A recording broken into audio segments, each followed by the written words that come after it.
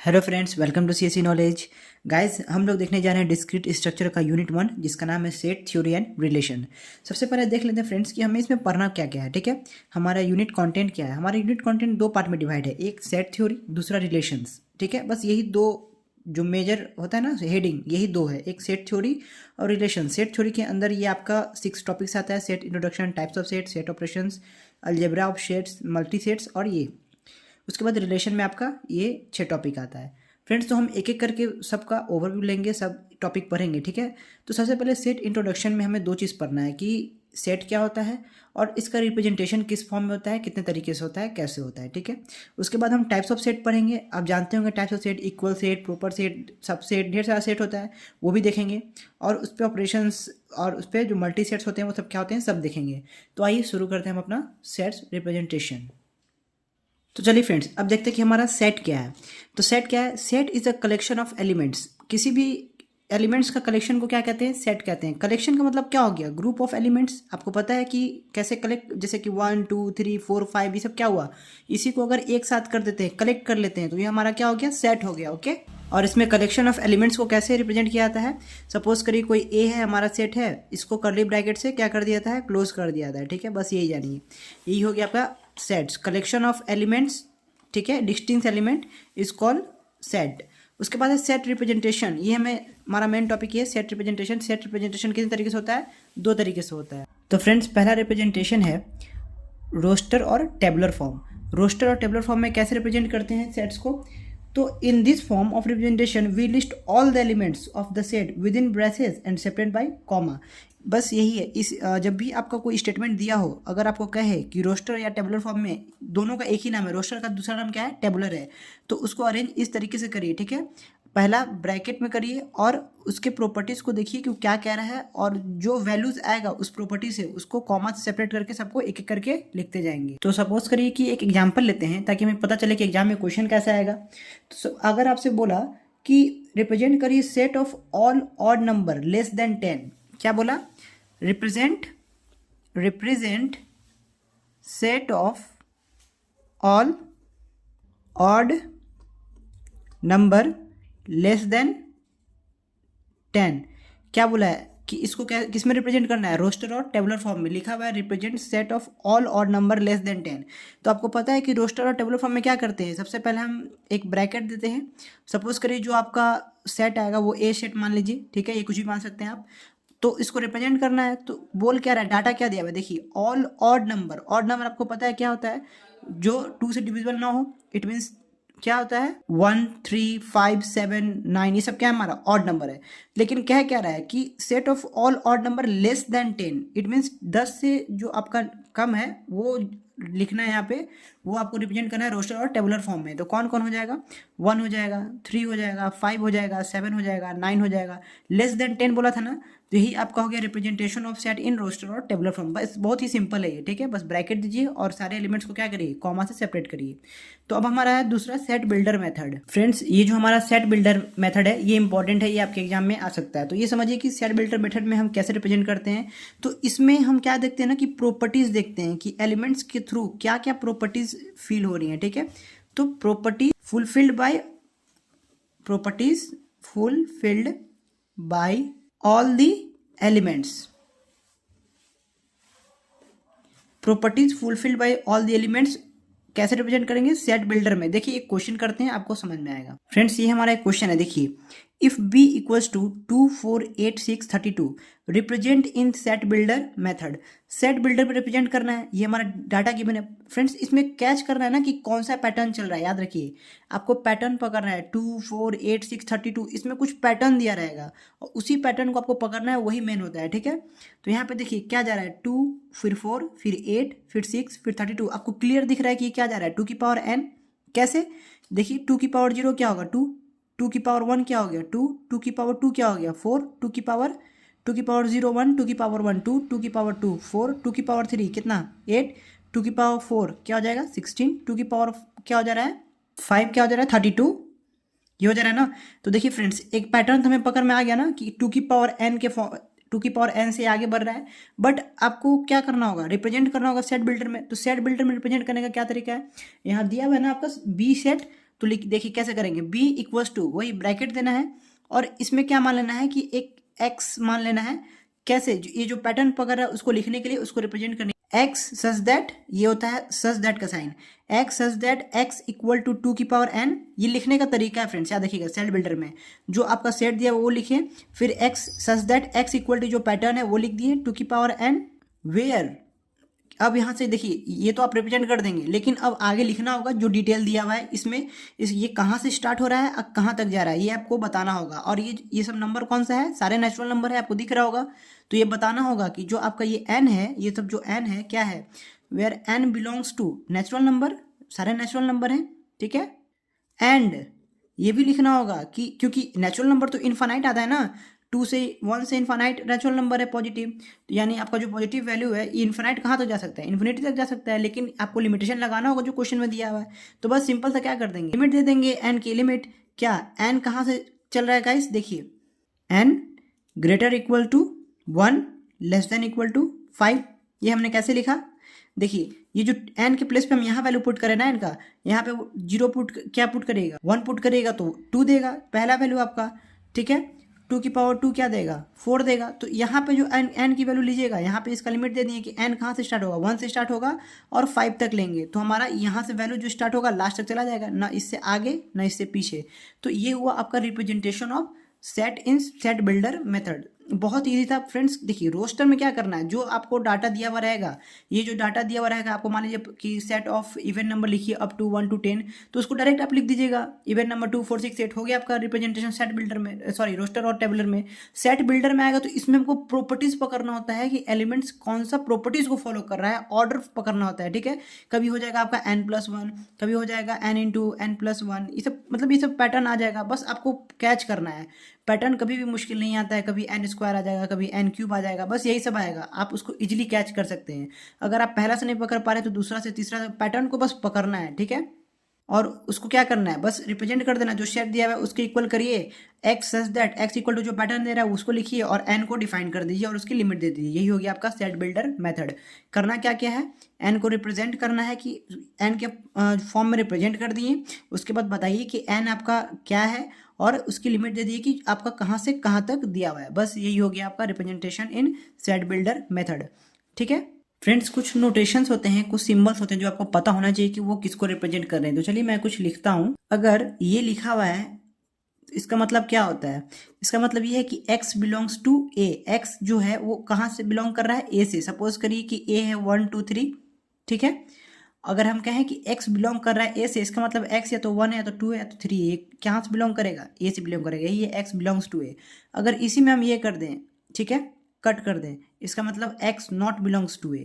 और अगर फाई लिखा हुआ है तो फाई का मतलब होता है एम्प्टी, याद रखिएगा सेट में एम्प्टी सेट, इसका मतलब कि वो फाई है, खाली है, ठीक है। फाई का मतलब हो गया एम्प्टी सेट। एन बोले तो, अगर एन लिखे तो इसका मतलब क्या समझिएगा, set of all natural number. बस ये सब याद रखना है फ्रेंड्स, ठीक है। आई बोले तो सेट ऑफ ऑल इंटीजर्स, ये सब ध्यान रखें फ्रेंड्स। अगर आई प्लस लिखा हुआ है तो इससे आप क्या समझेंगे, set of all positive integers, plus आ गया तो set of all positive integers, minus आ गया तो set of all negative integers. तो ये सब आपको खुद से कैच करना है, ठीक है फ्रेंड्स। चलिए अब हम आगे बढ़ते हैं अपने दूसरे टॉपिक की ओर, types of set. Friends types of set से पहले एक और टर्म आता है हमारा, कार्डिनलिटी ऑफ सेट। वो क्या होता है कार्डिनलिटी बताता है आपको total number of unique elements in the set is called cardinality. इसका मतलब क्या हुआ, हम क्या पढ़ रहे हैं, कार्डिनलिटी, ठीक है।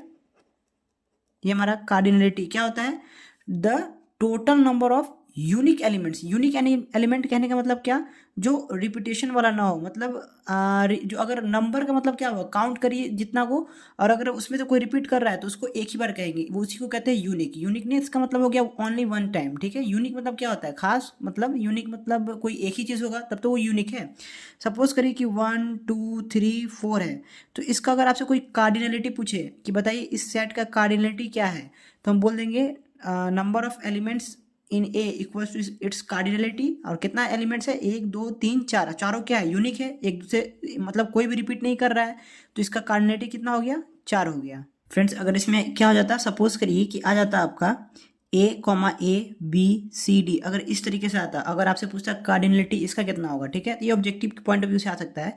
तो जो रिपीट हुआ उसको एक ही बार काउंट करेंगे, 1 2 3 4, तो इसका भी क्या हो गया, number of elements in A of in cardinality कितना हो गया, 4। ठीक है, अब देखते हैं टाइप्स ऑफ सेट फ्रेंड्स। तो ये हमारे टाइप्स ऑफ सेट जो हम एक एक करके देखते हैं। सबसे पहला आता है हमारा फाइनाइट सेट, दूसरा इनफाइनाइट सेट। तो फ्रेंड्स आप खुद समझ रहे होंगे कि फाइनाइट का मतलब क्या होता है और इनफाइनाइट का मतलब क्या होता है।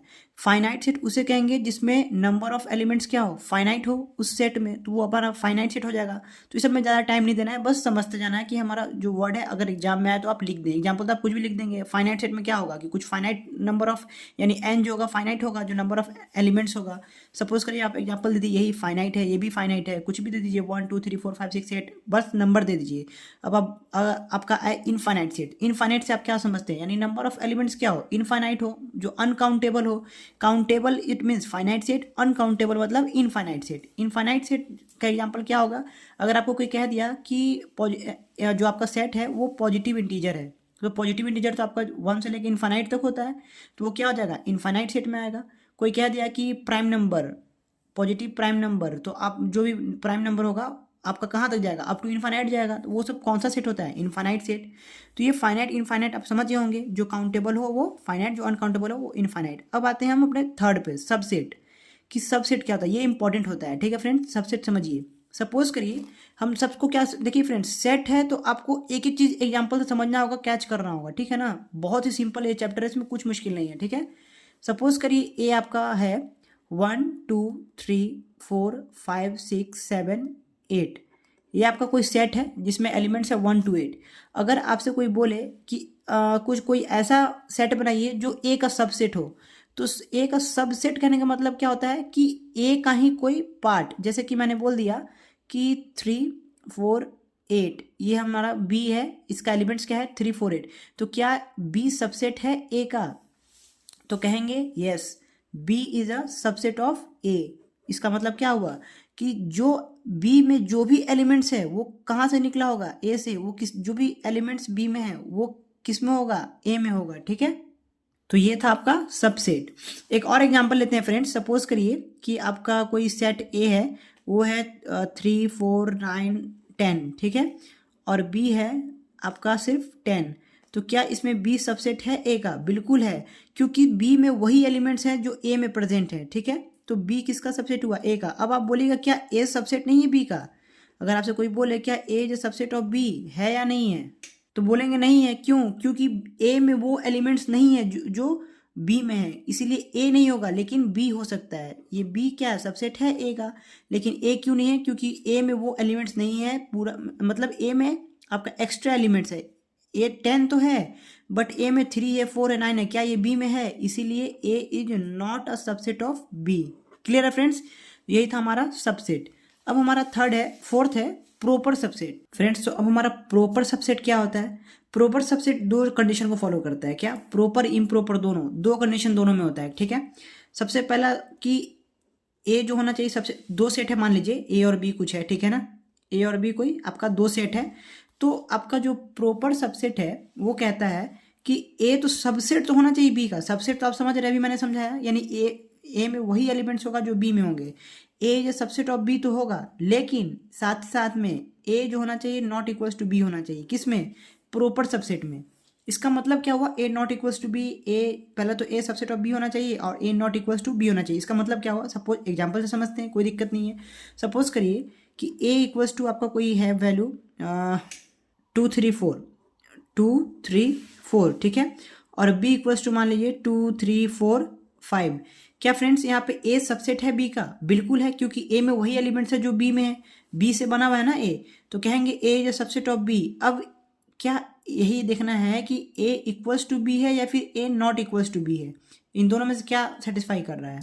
इसका मतलब ये हुआ कि number of elements in A number of elements in B के इक्वल नहीं होना चाहिए। देखिए तो क्या यहाँ पे 2 3 4 था, यहाँ पे भी 2 3 4 था, लेकिन यहाँ एक्स्ट्रा 5 है ना, it means number of elements in A not equals to number of elements in B. इसका मतलब ये हुआ कि A not equals to B है, और ये दो कंडीशन जो सेटिस्फाई करता है वो आपका क्या होता है, प्रॉपर सबसेट। ए पहला तो ए सबसेट होना चाहिए बी का, और इसमें ए इक्वल्स टू बी होना चाहिए, जो कि नहीं है, ए नॉट इक्वल्स टू बी होना चाहिए, जो कि नहीं है। इसका मतलब ये क्या है, प्रॉपर सबसेट। अब ये आपका है इम्प्रॉपर सबसेट। इम्प्रॉपर सबसेट भी क्या कहता है फ्रेंड्स कि ए जो होना चाहिए सबसेट होना चाहिए बी का, ठीक है, लेकिन साथ साथ में जो ए होना चाहिए वो बी के इक्वल होना चाहिए, ठीक है।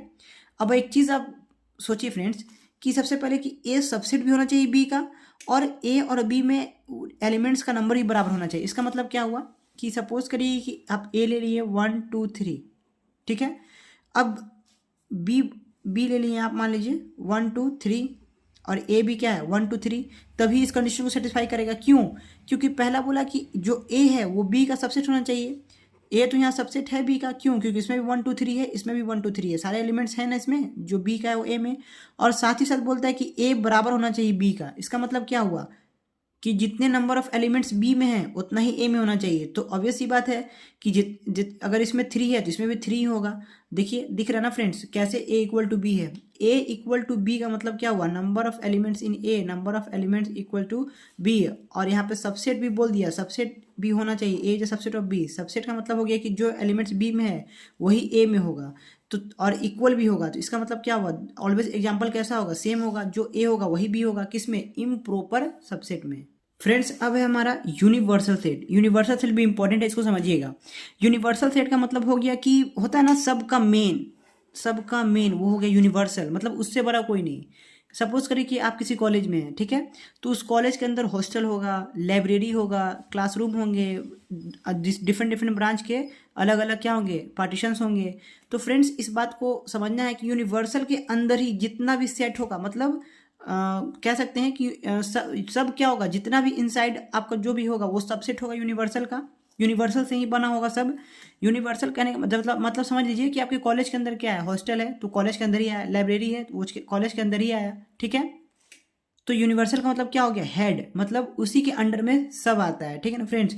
सपोज करिए कि आपका यू है, अब एग्जाम्पल देख लेते हैं, 1 2 3 4 5 6 7 अप टू 10, ठीक है। और कोई बी है वो है 1 2 3 4, सी है 7 8 9 10। तो फ्रेंड्स क्या देखिए ये सब क्या आ रहा है, यूनिवर्सल के अंदर में ही तो आ रहा है। तो बी और सी और यू, इन तीनों में यूनिवर्सल कौन हो जाएगा, यू हो जाएगा, क्योंकि इसी के अंडर में क्या आ रहा है, सारा सेट आ रहा है, इसीलिए क्या है, यूनिवर्सल है। बस यही था यूनिवर्सल में, ठीक है। इसका यूज आएगा जब हम कॉम्प्लीमेंट निकालना सिखाएंगे आपको, ठीक है ना। अब देखिए 7 में क्या है, नल सेट और इम्प्टी सेट। नल सेट और इम्प्टी से आप खुद समझ रहे होंगे। A set having no element is called null set और इम्प्टी सेट, मतलब कोई भी एलिमेंट जिसमें ना हो वो नल सेट होगा। और इसको डिनोट कैसे करते हैं, फाई से, याद रखिएगा, ये आपके ऑब्जेक्टिव में आ सकता है। नल सेट और इम्प्टी सेट में कोई भी एलिमेंट नहीं होता है, उसको डिनोट करते हैं फाई से, ठीक है फ्रेंड्स।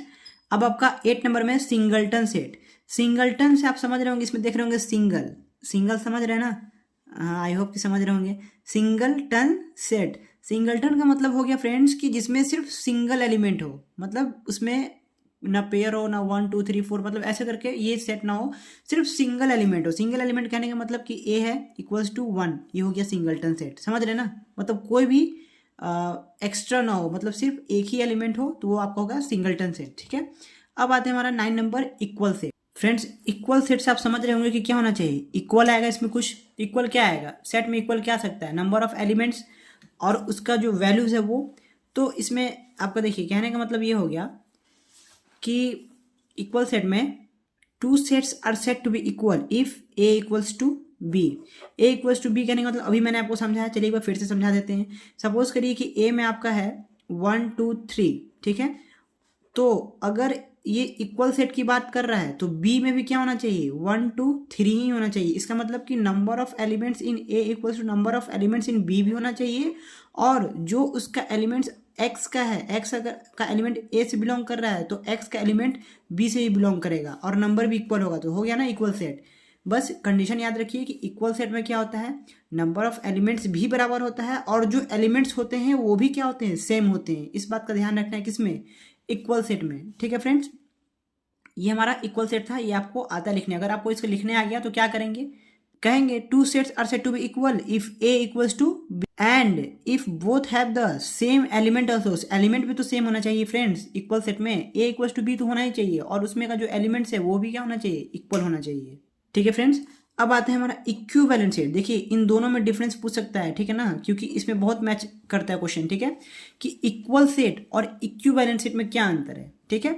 तो इक्वल सेट तो समझ में आ गया कि इसमें दो चीज़ कहता है कि ए इक्वल टू बी भी होना चाहिए, और दूसरा क्या कि आपका जो ए में एलिमेंट है वही बी में होना चाहिए, ये हो गया आपका इक्वल सेट। तो इक्विवेलेंट सेट में क्या अंतर है, ये भी तो इसमें भी तो इक्विवेलेंट मतलब इक्वल ही एक तरीके से होता है। तो इक्विवेलेंट सेट में ये होता है friends, if the cardinalities of two sets are equal. Cardinality का मतलब क्या समझते हैं आप, नंबर ऑफ एलिमेंट्स। इसका मतलब ये हो गया कि कोई सेट ए है, ध्यान से समझिए, एग्जाम्पल से समझिए, बस ये इसमें बस ओवरव्यू देख लेना है इसका, ठीक है।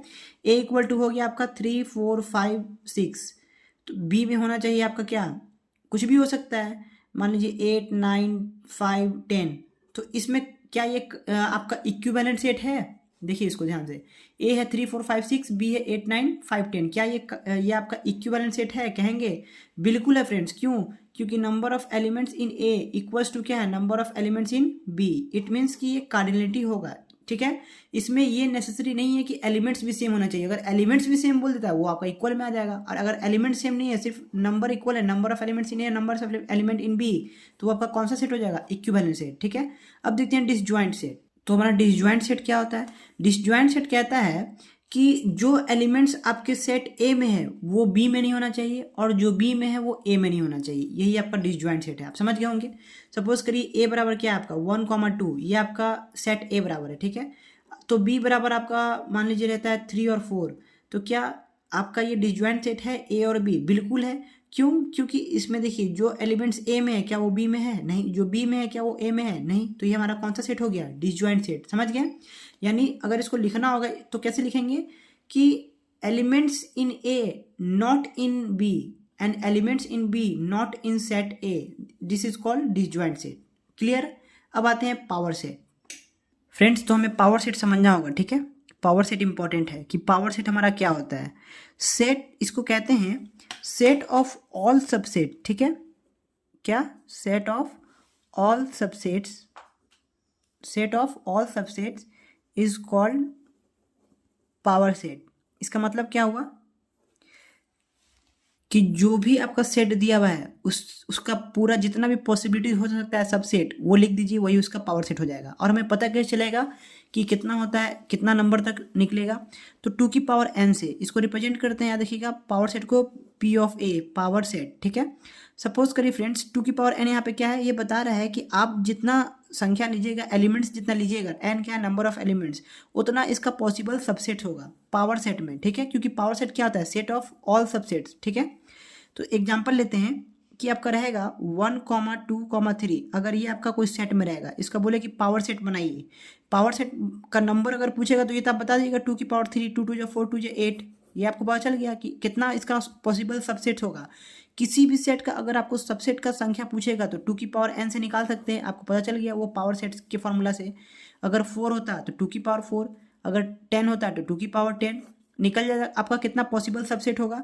अगर इसी का आपको बोले कि पावर सेट बनाइए तो आपको पता है कितने पॉसिबिलिटीज़ होंगे, 8 पॉसिबिलिटीज़ होंगे। तो वो क्या क्या होंगे, चलिए लिखते हैं उसको। 1, देखिए 1 2 3, फिर क्या लिखेंगे 1 2, एक बार 1 लिखिए, एक बार 2 लिखिए, एक बार 3 लिखिए, फिर एक बार 1 2 के साथ, एक बार 1 3 के साथ, ठीक है फ्रेंड्स। कितना हो गया, 5 हो गया, 3 और आना चाहिए। तो अब आएगा 2, 1 के साथ तो हो गया, अब कौन आएगा 2 3, ठीक है, 2 3 भी आ गया। अब 3 किसके साथ आएगा, 1 2 3, एक बार पूरा होल आएगा 1 2 3, कितना हुआ देखिए 1 2 3 4 5 6 7, एक ही बचा हुआ है वो होता है 5, याद रखिएगा। सारे सेट्स का 5 क्या होता है, सबसेट होता है, ये बात ध्यान रखिएगा friends. 5 is a subset of every set. ये इसका पॉसिबिलिटीज क्या हो गया, पावर सेट हो गया। पावर सेट में 1 2 3 हमको दिया हुआ था, बोला कि पावर सेट निकालिए, तो पावर सेट में क्या कर दिए, सबका सब कलेक्शन ऑफ सबसेट कर दिए, यही इसका क्या होगा, पावर सेट हो गया। और नंबर इससे पता चल गया हमें 2 की पावर 3 से कि कितने पॉसिबिलिटीज होंगे, ठीक है फ्रेंड्स, यही हमारा पावर सेट था। फ्रेंड्स अब हम लोग एक टॉपिक देखते हैं, पार्टीशन ऑफ सेट्स। पार्टीशन का मतलब क्या होता है, डिवाइड करना, मतलब उसको कुछ पार्ट में ब्रेक करना जो आपका गिवन सेट है, पार्टीशन का मतलब यही होता है। तो पार्टीशन ऑफ सेट्स में आता है non overlapping non empty subset, मतलब वैसा सेट लीजिए जो नॉन ओवरलैपिंग हो और नॉन एम्प्टी सेट हो, मतलब नॉन एम्प्टी सबसेट हो। इसका मतलब ये हुआ कि एक एग्जांपल लेते हैं, सपोज करिए कि S बराबर कोई एग्जांपल ले रहे हैं 1 2 3 4। इसका मतलब क्या हुआ कि आप इसको जब ब्रेक करें सबसे पहले नॉन ओवरलैपिंग होना चाहिए। नॉन ओवरलैपिंग का मतलब कि कोई भी एलिमेंट सेम नहीं होना चाहिए, ठीक है। दूसरी बात यह कि नॉन एम्प्टी सबसेट वो कब पता चलेगा, जब अभी एग्जाम्पल को और एक्सपेंड करते हैं, ठीक है। क्यों इसका नॉन एम्प्टी सबसेट से आप समझ रहे हैं ना कि मतलब कुछ ना कुछ सबसेट उसका होना चाहिए, और ऑब्वियस ही बात है कि जब एलिमेंट लीजिएगा तो उसका सबसेट होगा ही होगा, समझ रहे हैं ना। तो नॉन एम्प्टी सबसेट को भी नहीं है, और नॉन ओवरलैपिंग भी है, क्योंकि नॉन ओवरलैपिंग है ना, क्योंकि इसमें कोई भी रिपीट नहीं कर रहा है। तो अब जब आप इसको क्या करिएगा, ब्रेक करिएगा, पार्टीशन करिएगा। सपोज करिए इसका पार्टीशन ऐसे कर रहे हैं 1,2 और 3,4, इसको दो पार्ट में हम पार्टीशन कर दिए, ठीक है। ये पार्टीशन हो गया। तो फ्रेंड्स पार्टीशन होने के बाद याद रखिए कि जब इसका यूनियन करेंगे तो वापस से ये क्या आना चाहिए, सेट यही आना चाहिए, ठीक है। और पार्टीशन करते वक्त एक बात ध्यान रखना है फ्रेंड्स कि ये जो आप पार्टीशन सबसेट्स करिएगा वो डिसजॉइंट को फॉलो करना चाहिए। मतलब जो एलिमेंट्स आप पहला सबसेट को दे रहे हैं वो दूसरे में नहीं दे सकते, याद रखिएगा, ये पार्टीशन करते वक्त ध्यान रखना है। इसीलिए कहता है non empty subset. Non empty तो आपको समझ में आ गया कि मतलब सबसेट कुछ होना चाहिए, और दूसरा ये भी ध्यान रखना है कि ये डिसजॉइंट होना चाहिए इसका सबसेट। मतलब कि जो सबसेट जो आप पार्ट डिवाइड कर रहे हैं उसमें जैसे कि 1 इसमें था तो 1/4 इसको नहीं कर सकते हैं, ठीक है। तो ये चीज़ को ध्यान रखना है पार्टीशन करते वक्त कि सबसेट क्या होना चाहिए, डिसजॉइंट होना चाहिए। तो फ्रेंड्स जब आप इसका यूनियन करिएगा तो वापस से आपको 1 2 3 4 मिल जाएगा। ये भी आपको बताएंगे कि यूनियन क्या होता है, ठीक है ना। यूनियन करने पे वापस आपका सेट आ गया, और इंटरसेक्शन करेगा तो क्या आएगा 5, क्योंकि डिसजॉइंट है, क्योंकि कोई भी जो एलिमेंट इसमें है ही नहीं। तो ये इंटरसेक्शन यूनियन अभी हम लोग देखेंगे ऑपरेशन ऑन सेट्स में। और फ्रेंड्स याद रखिएगा कि जो पार्टीशंस में सबसेट होते हैं उनको क्या कहते हैं, सेल्स। ये आपके ऑब्जेक्टिव में आ सकता है कि the subset in partition is called cells, ठीक है। फ्रेंड्स अब हम लोग देते हैं ऑपरेशन ऑन सेट्स, ठीक है, कि क्या क्या ऑपरेशन होते हैं सेट्स में। तो हमें इसमें 5 चीज़ पढ़ना है, ठीक है। पहला है आपका यूनियन, कि यूनियन ऑफ सेट्स क्या होता है। यूनियन ऑफ सेट्स का मतलब बहुत ही सिंपल होता है फ्रेंड्स। अभी एग्जांपल से आपको समझाएंगे, तुरंत क्लियर हो जाएगा, ठीक है। सपोज करिए कि कोई आपका ए सेट है जो है 1 2 3 4 5 6 7 ये है, ठीक है। बी है आपका मान लीजिए 3 4 8 10, ठीक है। सी है आपका 11 12 और 15। ये आपका है ए बी सी, 3 सेट है। अब आपको बोला कि इसका यूनियन निकालिए। यूनियन ऑफ सेट इसका क्या होगा, यूनियन का मतलब ये होता है कि जितने भी यूनिक एलिमेंट्स हैं सबको आप लिख दीजिए, वो आपका क्या बन जाएगा, union of set. Union of set का मतलब कि जो भी एलिमेंट है सारे में, तीनों में, उस सबको लिखिए, एक में से पहले लिखिए। तो ए में क्या है 1 to 7, तो 1 2 3 4 5 6 7 ये पूरा लिख दिए।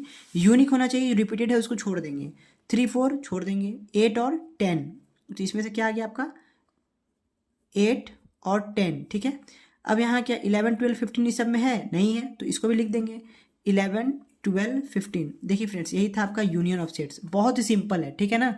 कि सारे जो भी आपके सेट्स दिए हुए हैं सारे के यूनिक एलिमेंट्स को अगर आप लिख देते हैं एक साथ तो वो आपका यूनियन ऑफ सेट दे देगा, ठीक है। फ्रेंड्स ये आपके एग्जाम में आएगा यूनियन करना, ठीक है ना। यूनियन का मतलब है कि जो भी नॉन रिपीटिंग है या फिर यूनिक है, सारे यूनिक को एक साथ लिख देना, वो आपका यूनियन ऑफ सेट कहलाता है। सपोज करिए कि ए इक्वल टू था आपका ए बी सी, ठीक है। बी इक्वल टू था आपका सी डी, और एफ इक्वल टू है मान लीजिए कोई, या सी इक्वल टू मान लीजिए है ए डी ई, ठीक है। अगर आपसे कहे कोई कि ए यूनियन बी निकालिए तो क्या होगा, ए यूनियन बी में क्या आ जाएगा, आपको सी को नहीं देखना है। जब ए का बी से बोल रहा है तो सी में नहीं जाएंगे। ए यूनियन बी क्या हो जाएगा, ए बी सी, तो पहले लिखिए ए बी सी, ठीक है। क्या सी लिख चुके हैं तो सी को छोड़ देंगे, बचा क्या डी, तो ये हो गया आपका ए यूनियन बी, ठीक है फ्रेंड्स। अब आते हैं इंटरसेक्शन पे कि हमारा इंटरसेक्शन क्या होता है, ठीक है ना। इंटरसेक्शन दूसरा हमारा क्या होता है ऑपरेशन, इंटरसेक्शन ऑफ सेट्स।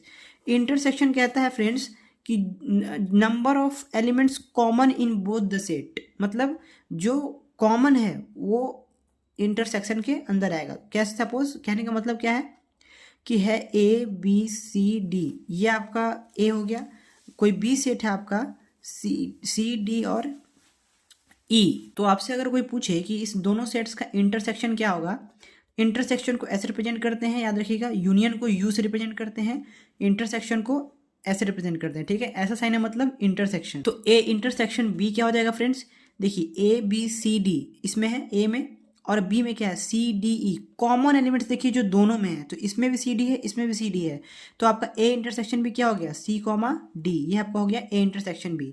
यही है आपका इंटरसेक्शन ऑफ सेट्स, मतलब कि जो कॉमन है।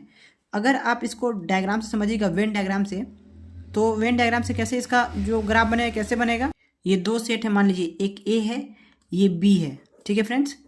तो अगर यूनियन ऑफ सेट्स बोलेगा तो यूनियन ऑफ सेट्स में क्या आ जाएगा, पहले ए का एलिमेंट्स और बी का एलिमेंट्स। बट फ्रेंड्स देख रहे हैं ये जो रीजन है ये ए में भी है ये बी में भी है, तो पहले यूनियन का आपका वेन डायग्राम बता रहे हैं, ये ए में भी है और बी में भी है ये वाला पोर्शन। लेकिन यूनियन ऑफ सेट्स क्या कहता है कि सिर्फ यूनिक एलिमेंट्स लो, मतलब ये जो एलिमेंट दोनों में है उसको क्या करना है, माइनस करना है। इसका मतलब कि number of A plus number of B तो होगा यूनियन में, लेकिन सब्ट्रैक्ट क्या हो जाएगा, number of A intersection B, मतलब जो कॉमन है वो सब्ट्रैक्ट हो जाएगा किस में, यूनियन ऑफ सेट में। क्लियर हुआ आपका। और आपका इंटरसेक्शन क्या कहता है, इंटरसेक्शन कहता है कि जो आपका कॉमन है सिर्फ उसको लीजिए, तो आपका ए इंटरसेक्शन बी क्या हो जाएगा, जो कॉमन है, जैसे कि उसका वेन डायग्राम देखेंगे इंटरसेक्शन का तो क्या होगा, ये हो जाएगा, जैसे कि ये है, ठीक है फ्रेंड्स। तो ये आपका क्या हो जाएगा, ये वाला जो पोर्शन है ये ए सेट है ये बी सेट है, तो ये जो पोर्शन है ये क्या हो जाएगा, इंटरसेक्शन रीजन हो जाएगा। यूनियन में इसको नहीं दिखाएंगे, यूनियन में इसको शेडेड करेंगे, हम इस पार्ट को ले रहे हैं इसको छोड़ रहे हैं, ये एज इट इज रहेगा। यूनियन में ये यूनियन हो गया, ठीक है फ्रेंड्स, ये यूनियन का पोर्शन हो गया, ये वाला नहीं होगा क्योंकि ये कॉमन में आता है, ये किस में हो जाएगा, इंटरसेक्शन में। यही था इसका वेन डायग्राम। वेन डायग्राम होता क्या है, वेन डायग्राम बस सिंपल समझिए कि पिक्टोरियल रिप्रेजेंटेशन होता है, एक पिक्चर के थ्रू रिप्रेजेंट करते हैं हम उस सेट्स को, बस यही था। तो ये था आपका यूनियन ऑफ सेट्स, ये था आपका इंटरसेक्शन ऑफ सेट्स। चलिए अब आइए देखते हैं तीसरा है फ्रेंड्स डिफरेंस ऑफ सेट, कि डिफरेंस ऑफ सेट्स आपका क्या होता है, डिफरेंस ऑफ सेट्स। डिफरेंस से आप क्या समझते हैं फ्रेंड्स, डिफरेंस का मतलब ही होता है सब्ट्रैक्शन, डिफरेंस का मतलब ही हुआ सब्ट्रैक्ट करना। तो सपोज करिए कोई ए सेट दिया हुआ है, जब एग्जांपल से समझते हैं ना, डिफरेंस का मतलब हो गया सब्ट्रैक्ट, बस इतना समझ गया अपना, 1 2 3 4 5 और बी में है 3 4 5 और 3 4 5, ठीक है। अब आपको कही कि ए माइनस बी करिए, तो ए माइनस बी क्या हो जाएगा फ्रेंड्स, तो बी में जितने भी ए के एलिमेंट्स हैं उसको सब्ट्रैक्ट कर दिएगा तो क्या निकल जाएगा, ए माइनस बी। तो 1 2 3 4 5 में क्या है 3 4 5, तो बचे क्या सिर्फ 1 2, तो ये हो गया आपका ए माइनस बी। सपोज करें एक और एग्जांपल लिए, अब आपका कोई ए है जिसमें ए बी सी डी ये आपका एक एलिमेंट है, ठीक है, और बी में है मान लीजिए डी ई एफ जी, ठीक है। अब बोले ए माइनस बी निकालिए, तो ए माइनस बी क्या हो जाएगा कि ए में वो एलिमेंट को हटा दीजिए जो बी का है, तो ए में कौन सा एलिमेंट है जो बी में भी है, डी है, तो केवल ए माइनस बी क्या हो जाएगा, ए बी और सी, इससे कोई मतलब नहीं है, बस वो एलिमेंट्स हटा दीजिए ए में से जो बी में भी है, ठीक है। तो ए बी सी क्या हो गया, इसका ए माइनस बी का पोर्शन हो गया। अगर आप इसको वेन डायग्राम में देखेंगे तो क्या हो जाएगा, ए माइनस बी। सपोज करिए ये ए है और बी है, ये ऐसे, ये कह रहा है ए माइनस बी, मतलब ए, ये वही यही तो टर्म है जो बी भी ए के अंदर आ रहा है, तो इसको हटा देंगे तो ये क्या हो जाएगा, पोर्शन ए माइनस, ठीक है फ्रेंड्स। अगर बी माइनस ए बोलता तो, जैसे कि यहाँ पे डी ई एफ जी है और यहाँ पे ए है A B C D, B minus A बोलता तो क्या हो जाता, बी माइनस ए बोलता तो सिर्फ क्या करते, डी को हटा देते, ई एफ जी बचता, ई एफ और जी। और वेन डायग्राम इसका बोलता तो वेन डायग्राम इसका क्या हो जाता है, ये ऐसे है और ये क्या है, देखिए ये ऐसे है, ये ऐसे है, ये ए का पोर्शन है, ये बी का पोर्शन है, बी माइनस ए क्या हो जाता है, ये सिर्फ ये वाला पोर्शन, ये जो कॉमन ए में आता है उसको हटा देते हैं, ठीक है। तो ये बी माइनस ए हो जाता है, ये ए माइनस बी हो गया फ्रेंड्स। यही था आपका डिफरेंस ऑफ सेट। फ्रेंड्स 4 है हमारा कॉम्प्लीमेंट ऑफ सेट, कि हमारा कॉम्प्लीमेंट ऑफ सेट क्या होता है। बहुत ही सिंपल है फ्रेंड्स, कॉम्प्लीमेंट ऑफ सेट आपका, कॉम्प्लीमेंट ऑफ अ सेट का मतलब हो गया कि कोई भी सेट को u में से माइनस कर दीजिए, u minus that set, u minus A B C जो भी दिया हुआ है, जिसका भी कॉम्प्लीमेंट निकालने बोल रहा है उसको u में से घटा देंगे, आपको u भी दिया रहेगा, ठीक है ना, टेंशन नहीं लेना है। तो फ्रेंड्स कॉम्प्लीमेंट ऑफ सेट होता क्या है कि जितने भी एलिमेंट्स आपके यूनिवर्सल में हैं वो ए में नहीं होना चाहिए, मतलब ए में जो भी एलिमेंट्स था वो यूनिवर्सल में नहीं होना चाहिए। सपोज करिए एक एग्जांपल देते हैं आपको, एग्जांपल से और क्लियर होगा। कॉम्प्लीमेंट को सबसे पहले रिप्रेजेंट कैसे करते हैं वो समझिए, डैश से, ए डैश से, ये आपका कॉम्प्लीमेंट ऑफ सेट को रिप्रेजेंट करने का होगा, या फिर ए सी भी हो सकता है, स्मॉल सी, ये सब क्या होता है, रिप्रेजेंट करने का कॉम्प्लीमेंट को होता है फ्रेंड्स। तो सपोज करिए एक एग्जाम्पल लेकर समझते हैं कि अगर कोई सेट ए है जो आपका 1 2 3 4 है, ठीक है, और कोई आपका यूनिवर्सल सेट दिया हुआ रहेगा, u इक्वल्स टू दे देगा आपको 1 to up to 10 दे देगा, ठीक है। तो अगर आपसे कोई बोले कि इसका कॉम्प्लीमेंट बताइए, कॉम्प्लीमेंट ऑफ ए क्या हो जाए, कॉम्प्लीमेंट ऑफ ए कहने का मतलब क्या, ए डैश या फिर ए स्मॉल सी। कॉम्प्लीमेंट कहने का मतलब कि यूनिवर्सल में से ए को घटा दीजिए, जिसका निकालने बोल रहा है उसके एलिमेंट्स को यूनिवर्सल में से घटा दीजिए, तो आपका क्या निकल जाएगा, complement of a set. Suppose example जो लिए हैं 1 2 3 4, आपका ए दिया हुआ है, बोले कि ए डैश निकालिए। ए डैश कहने का मतलब क्या हो गया, कॉम्प्लीमेंट। ये आपके एग्जाम में आएगा, ध्यान से रखिए, ये यूज होगा एग्जाम में, ठीक है। कॉम्प्लीमेंट कहने का मतलब हो गया कि जो दिया हुआ है उसका डैश निकालिए। उसका डैश कैसे निकलेगा, यू में से घटा दीजिए ए। यू में 1 to 10 था और इसमें 1 2 3 4 था, तो यू माइनस ए क्या हो जाएगा, सिर्फ जो यू में बच गया, कहाँ से, 5 6 7 8 9 10, 5 6 7 अप टू 10, ये आपका u माइनस हो गया, यही आपका हो गया ए डैश। फ्रेंड्स ये क्वेश्चन आने में हेल्प आएगा, ठीक है। तो ये था हमारा complement of a set. Friends अब हमारा 5 नंबर है सिमेट्रिक डिफरेंस ऑफ सेट्स, ठीक है। 5 नंबर क्या है हमारा, सिमेट्रिक डिफरेंस ऑफ सेट। वो क्या होता है, समझ रहे हैं, सिमेट्रिक, देखिए symmetric difference of set. Friends इसका मतलब ये हुआ कि सपोज करिए कि ए में आपका कोई एलिमेंट है 1 2 1 3 5 है मान लीजिए, ठीक है, और बी में है मान लीजिए 1 2 4 5, ठीक है। तो सिमेट्रिक डिफरेंस ऑफ सेट कहता है कि सबसे पहले ए यूनियन बी करिए। देखिए ध्यान से समझिए, सिमेट्रिक डिफरेंस क्या कह रहा है, ए यूनियन बी करिए और उसमें से सब्ट्रैक्ट कर दीजिए A intersection B. It means ऐसे लिख सकते हैं ए इंटरसेक्शन बी, मतलब सबसे पहले जो आपका सेट दिया हुआ है उसका यूनियन करिए और उन दोनों सेट में से जो कॉमन है उसको सब्ट्रैक्ट कर दीजिए, आपका निकल जाएगा सिमेट्रिक डिफरेंस उस सेट का। तो इसमें देखिए क्या है 1 3 5, इसमें है 1 2 4 5। तो आपको हम क्या बोले, सबसे पहले ए यूनियन बी निकालिए, तो ए यूनियन बी क्या हो जाएगा 1 2 3 4 5, ये ए यूनियन बी हो गया। यूनिक एलिमेंट्स 1 2 3 4 5 हो गया ना, ये आपका ए यूनियन बी हो गया। लेकिन बोला क्या था, सिमेट्रिक डिफरेंस निकालेंगे, तो सिमेट्रिक डिफरेंस कहता है कि जो कॉमन है दोनों में उसको सब्ट्रैक्ट कर दीजिए। तो कॉमन दोनों में कौन है, 1 है और कोई है 5 है, तो 1 5 को सब्ट्रैक्ट कर दीजिए। इट मीन्स आप पहले निकाल लीजिए कि ए इंटरसेक्शन बी क्या है, तो ए इंटरसेक्शन बी आपका क्या हो जाएगा 1 5। तो अब सिमेट्रिक डिफरेंस क्या कहता है किसी भी सेट का, कि ए यूनियन बी में से सब्ट्रैक्ट कर दीजिए ए इंटरसेक्शन बी। तो क्या आ जाएगा, जब सब्ट्रैक्ट करिएगा तो जो एलिमेंट्स ये इसमें है इसको हटा दीजिए, तो बचेगा क्या 2 3 और 4, 2 3 4, ये आपका क्या हो गया सिमेट्रिक डिफरेंस ऑफ सेट। तो इसको रिप्रेजेंट करने का तरीका क्या है, ए एक्सॉर बी, आप पढ़े होंगे ए एक्सॉर बी। फ्रेंड्स यही इसी को रिप्रेजेंट करते हैं सिमेट्रिक डिफरेंस ऑफ सेट को ए एक्सॉर बी से, ठीक है। वो होता क्या है, दो सेट्स का जो भी आपका सेट गिवन है उसका यूनियन माइनस कर दीजिए उसका इंटरसेक्शन। इंटरसेक्शन मतलब जो दोनों में कॉमन हो। तो फ्रेंड्स आप लोग देख रहे होंगे कि हमारा जो वीडियो लेक्चर बन रहा है 38 मिनट का हो गया हमारा अभी तक कंप्लीट। क्या हुआ, सेट्स इंट्रोडक्शन हो गया, टाइप्स ऑफ सेट्स में भी ढेर सारा था, उसके बाद सेट्स ऑपरेशन हमने देख लिया सारा, ठीक है। जो अभी 5 ऑपरेशन हम लोगों ने किया, यूनियन का, इंटरसेक्शन, डिफरेंस, ठीक है फ्रेंड्स। अब हम लोग क्या देखने जा रहे हैं, अलजेब्रा ऑफ सेट्स। हम लोग इस लेक्चर में इस पार्ट तक कंप्लीट करते हैं, ठीक है। फिर पार्ट 1 कर देंगे, पार्ट 2 कर देंगे, पार्ट 2 में इसको ले लेंगे, ठीक है फ्रेंड्स ये हमारा कुछ है अलजेब्रा ऑफ सेट्स। देखिए इसमें कुछ इंपॉर्टेंट लॉज हैं जो आपको पता होना चाहिए, जो आपको नोन होना चाहिए एग्जाम में किसी भी क्वेश्चन को करने के लिए, ठीक है।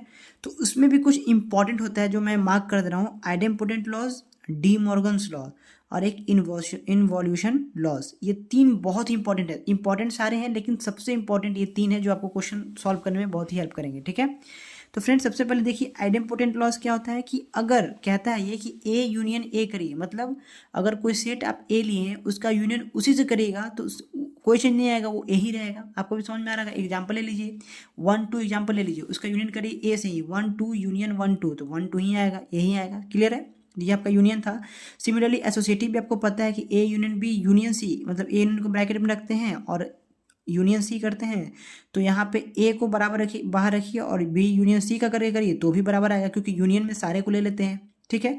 सिमिलरली कम्यूटेटिव डिस्ट्रीब्यूटिव हो गया। डी मॉर्गन क्या कहता है कि ए यूनियन बी, दो सेट का यूनियन करिए और उनका डैश निकालिए, मतलब उनका कॉम्प्लीमेंट। डैश का मतलब क्या है, मैंने आपको बताया था कॉम्प्लीमेंट। कॉम्प्लीमेंट क्या होता है, यू माइनस ए, यानी U minus A union B, समझ रहे हैं ना। तो ए यूनियन बी का डैश इक्वल टू आप लिख सकते हैं ए डैश, यूनियन को कन्वर्ट कर दीजिए इंटरसेक्शन साइन में। इंटरसेक्शन क्या होता है, जो कॉमन हो दोनों में। इट मीन्स कि पहले ए डैश निकालिए, अगर उसके बाद बी डैश निकालिए और उसका इंटरसेक्शन करेगा तो किसके इक्वल आएगा, ए यूनियन बी डैश के। यही डी मॉर्गन्स लॉ हम याद रखिए कि अगर इस फॉर्म में आए तो आप ऐसा लिख सकते हैं, ए यूनियन बी का डैश आए तो ए डैश इंटरसेक्शन बी डैश लिख सकते हैं, ये ध्यान रखिए। लास्ट वाला है item involution loss. Involution loss ध्यान रखना है कि ए डैश का डैश करिएगा तो वो ऑलवेज ए आएगा। इसका मतलब क्या हुआ, सपोज करिए कि आप कोई ए लेते हैं 1 2, ठीक है, आपका यू है, मान लीजिए कि आपका 1 2 3 4, ठीक है फ्रेंड्स। अब हम इसका क्या निकालेंगे, ए डैश। तो पहले आप ए डैश निकालिएगा तो क्या हो जाएगा, U minus A. U minus A क्या होता है, जो इसमें उसको सब्ट्रैक्ट कर दीजिए तो बचेगा क्या, सिर्फ 3 4 बचेगा, ठीक है। अब क्या करना है, ए डैश का भी डैश निकालिए तो वापस से क्या हो जाएगा, U minus A dash. You क्या आपका 1 2 3 4 और ए डैश क्या है 3 4, तो बचेगा क्या 1 2, जो कि आपका क्या था, ए था। यही कह रहा था कि ए डैश का डैश मतलब ए डैश का डैश, ए कॉम्प्लीमेंट का भी कॉम्प्लीमेंट क्या हो,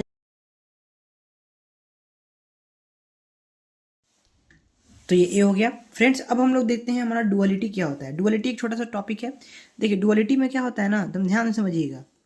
डुअलिटी कहता है कि जहाँ भी आपका, देखिए डुअलिटी में ये 4 चीज़ होगा, एक होगा यूनियन, एक होगा इंटरसेक्शन, एक होगा यूनिवर्सल और होगा आपका एक थीटा, यानी कि फाई, समझिए सॉरी फाई। ये देखिए ये 4 चीज़ होगा डुअलिटी में आपका, ठीक है ना फ्रेंड्स। तो करना क्या है कि इंटरचेंज कर देना इस साइन को, जहाँ पे आपको यहाँ पे आपको यूनियन दिखे वहाँ इंटरसेक्शन कर दीजिए, जहाँ इंटरसेक्शन दिखे वहाँ यूनियन कर दीजिए, और यूनिवर्सल की जगह फाई कर दीजिए और फाई की जगह यूनिवर्सल कर दीजिए। बस इसी को कन्वर्जन करते हैं, जिससे ये ई है तो ये ई स्टार बन जाता है, ठीक है। यही है आपका डुअलिटी, बस और कुछ नहीं है। जहाँ यूनियन दिखे वहाँ साइन क्या कर दीजिए, इंटरसेक्शन सॉल्व कर लीजिए।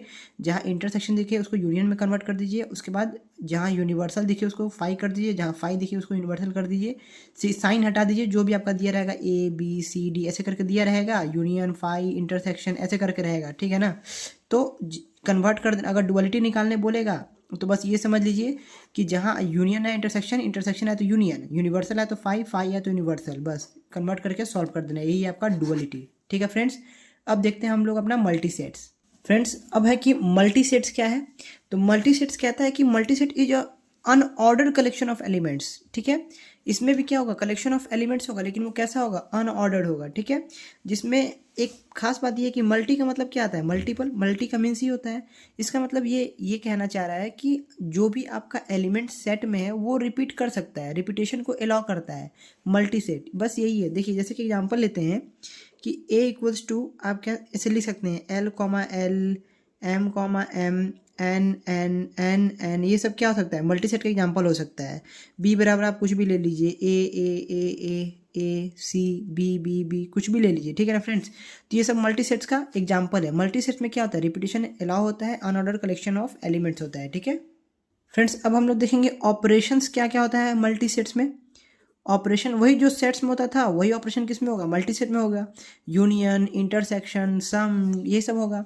तो यूनियन मल्टी सेट में क्या होगा, देखिए सपोज करिए कि आपका ए बराबर है, सपोज कर लीजिए A L comma L, M M और एन एन एन एन, ये आपका ए सेट है।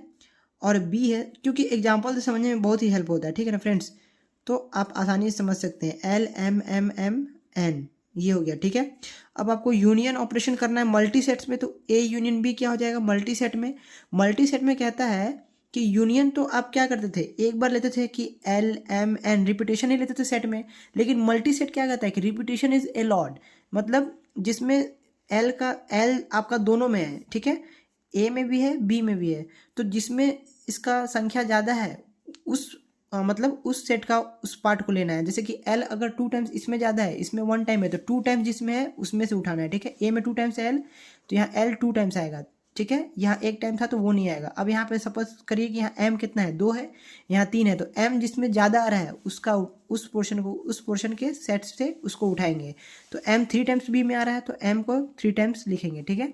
एन कितना आ रहा है 4 टाइम्स, तो एन को क्या लिखेंगे 4 टाइम्स लिखेंगे। यही है मल्टी सेट का यूनियन है ये, ठीक है ना फ्रेंड्स। सेट का यूनियन क्या कहता था कि हम लोग एल एम एन बस हो गया, यूनियन ऑफ सेट्स हो गया। लेकिन मल्टी सेट में क्या कहता है कि जो ज़्यादा टाइम्स रिपीट किया है उसको लीजिए, ठीक है फ्रेंड्स। अब इसका देखते हैं इंटरसेक्शन। अब कौन सा ऑपरेशन देखने जा रहे हैं हम लोग, इंटरसेक्शन, ठीक है फ्रेंड्स। तो इंटरसेक्शन में क्या होता है ना कि हम लोग इसमें मिनिमम देखते हैं कि मिनिमम किस में आ रहा है। सपोज करिए एग्जांपल ले रहे हैं, ठीक है। ए है आपका L, L, M, N, P, Q, R, ये आपका ए हो गया। और बी हम सपोज करिए ले लेते हैं L, M, ध्यान से समझिएगा, ठीक है। P, Q, R, और R, ये हो गया आपका ए और बी, ठीक है। अब कह रहा है कि इसका इंटरसेक्शन निकालिए मल्टी सेट्स का, सेट्स का नहीं फ्रेंड्स, ध्यान रखिएगा, सेट्स का अलग होता है। मल्टी सेट्स का क्या होता है कि आप देखिए कि जो L इसमें भी आ रहा है, इसमें भी आ रहा है, यही आपका इंटरसेक्शन का मतलब क्या, कॉमन। तो जिसमें L कम आ रहा है उसको लिखिए, यानी A इंटरसेक्शन B में क्या हो जाएगा कि L यहाँ कितना टाइम्स आ रहा है, 1 टाइम्स, इसमें 2 टाइम्स, इसमें 1 टाइम्स। तो इंटरसेक्शन में कम देखना है मिनिमम, और यूनियन में देखना है मैक्सिमम, यही अंतर है फ्रेंड्स, याद रखिएगा। मल्टी सेट्स के यूनियन में मैक्सिमम देखिए और इंटरसेक्शन में मिनिमम देखिए। ये हो गया L। M देखिए, इसमें 1 आ रहा है, इसमें 2 टाइम्स आ रहा है तो 1 टाइम्स। N इसमें एक बार आ रहा है, इसमें कितना आ रहा है L, M, N, इसमें तो लगता है N है ही नहीं, क्योंकि दोनों में कॉमन होना चाहिए ना इंटरसेक्शन के लिए। तो N तो इसमें है ही नहीं, तो छोड़ देंगे, क्योंकि इंटरसेक्शन मतलब दोनों में हो, और दोनों में जो मिनिमम हो उसको लिखते हैं। यहाँ पे P पे आइए, P यहाँ पे 1 टाइम है, और यहाँ पे भी कितना है, 1 ही टाइम दिख रहा है, तो P को लिख दीजिए, ठीक है। यहाँ पे Q 2 टाइम्स है, यहाँ पे क्या है, 1 टाइम्स है, तो Q एक बार लिखाएगा। यहाँ पे कितना है, Q यहाँ पे 2 टाइम्स है, यहाँ 1 टाइम था ना, तो एक बार लिखे। यहाँ पे R 1 टाइम्स है, यहाँ 4 टाइम्स है, तो ये R 1 टाइम्स लिखेंगे। ये इसका क्या हो गया, इंटरसेक्शन हो गया। बहुत ही सिंपल था फ्रेंड्स ऑपरेशंस इसमें मल्टी सेट में भी। फ्रेंड्स अब है हमारा डिफरेंस ऑफ मल्टी सेट्स, ठीक है, कि ये अब थर्ड ऑपरेशन कौन सा है, डिफरेंस।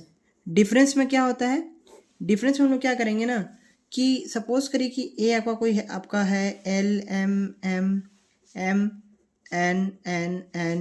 P,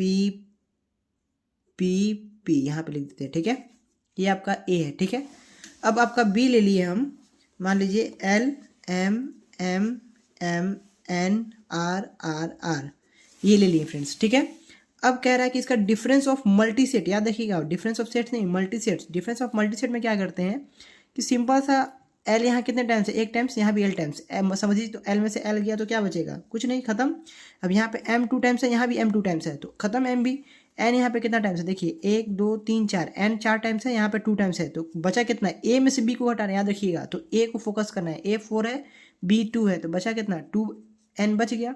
अब देखिए P कितना है, 2 है, 3P है, और यहाँ पे R है, तो क्या करेंगे, A माइनस B कर रहे हैं, तो हमको A से मतलब है, तो हम इसका तीनों P लिख देंगे, हो गया। अब B में कुछ ही बचा रहा है, उससे हमको कोई फर्क नहीं पड़ता है, क्योंकि हमें A में से B को हटाना है, जो मतलब A में B का एलिमेंट है उसको हटाना है। तो ये एक टाइम था तो 1 टाइम हटा दिए, M 2 टाइम, ये भी 2 टाइम, तो वो भी हटा दिए। N यहाँ 4 टाइम है, लेकिन इसमें 2 ही टाइम आ रहा है, तो 2 टाइम हटा दिए, ठीक है। और बाकी जो P था उसको एज इट इज लिख दिए। हमारा क्या निकलेगा, डिफरेंस ऑफ मल्टी सेट्स, ठीक है फ्रेंड्स। अब देखते हैं हम लोग सम, कि अगर इसी में सम रहता, सम ऑफ मल्टी सेट्स, तो क्या करते, कुछ नहीं, एकदम सिंपल है, ठीक है ना। ये सब बेसिक है फ्रेंड्स, इस यूनिट में पूरा बेसिक है, ठीक है ना, तो ज़्यादा टेंशन लेना है, ठीक है। ए हमारा मान लीजिए है L, M, N, P, R, ठीक है। और आपका बी है L, M, N, P, R, ठीक है। ये आपका ए है, ये आपका बी है। अब इसको ऐड करना है, तो आपको पता है ऐड करना है तो क्या हो जाएगा, L 1 टाइम्स इसमें, 2 टाइम्स इसमें, तो 3 L हो जाएगा। M इसमें एक बार, इसमें एक बार है, तो 2 M हो जाएगा। N इसमें एक बार है, इसमें 3 बार है, तो 4 बार N हो जाएगा, 4 टाइम्स N हो जाएगा। इसी तरह 2P हो जाएगा, इसी तरह 3R हो जाएगा। फ्रेंड्स तो देखिए कितना सिंपल था, इसका सम, इस मल्टी सेट का डिफरेंस, यूनियन, इंटरसेक्शन, ये सब बहुत ही सिंपल है। फ्रेंड्स अब हम लोग देखेंगे इस लेक्चर का last topic, cardinality of multi sets, ठीक है। कार्डिनलिटी ऑफ मल्टी सेट्स में कोई दिक्कत नहीं है। कार्डिनलिटी मल्टी सेट का कैसे निकलेगा फ्रेंड्स, जो आप पहले निकालते थे कि नंबर ऑफ डिस्टिंक्ट एलिमेंट, वही सेम होगा। जैसे कि सपोज करिए ये आप इसका कार्डिनलिटी निकालना है, ठीक है। L, M 3 times N, P, R, इसका कार्डिनलिटी क्या हो जाएगा, तो देखिए रिपीटेशंस कार्डिनलिटी में नहीं लेते हैं, तो एक L, एक बनेगा M, एक N, एक P, एक R, यानी कार्डिनलिटी ऑफ मल्टी सेट्स में भी क्या हो जाएगा, 5 ही रहेगा, ये चेंज नहीं होगा। L, M, N, P, R, यानी 5 होगा इसका कार्डिनलिटी ऑफ मल्टी सेट, ये जो सेट ए दिया हुआ था। रिपीटेशन से मतलब नहीं है, ठीक है फ्रेंड्स। रिपीटेशन होगा लेकिन कार्डिनलिटी फिर भी कितना होगा, जितना नंबर ऑफ वेरिएबल्स यूज हुआ हो या फिर नंबर एलिमेंट्स यूज हुआ हो वही उसका कार्डिनलिटी होगा फ्रेंड्स। तो इस लेक्चर में इतना ही रहने देते हैं, हमारा एक पोर्शन यहाँ पे एंड होता है। ये जो हमारा पोर्शन था फ्रेंड्स, देखिए सेट थ्योरी का ये एक पोर्शन हमारा पूरा खत्म होता है। ये पता नहीं, हमें पढ़ना नहीं है फ्रेंड्स, अगर आप चाहे तो देख सकते हैं, लेकिन इतना ये आएगा नहीं, ये पढ़ना नहीं है। मेन हम में ये था, ये टाइम इसलिए लगा क्योंकि इसमें बहुत टाइप्स ऑफ सेट्स में भी बहुत सारा था, सेट ऑपरेशन में भी बहुत था, ठीक है फ्रेंड्स, तो इसको टाइम लग गया।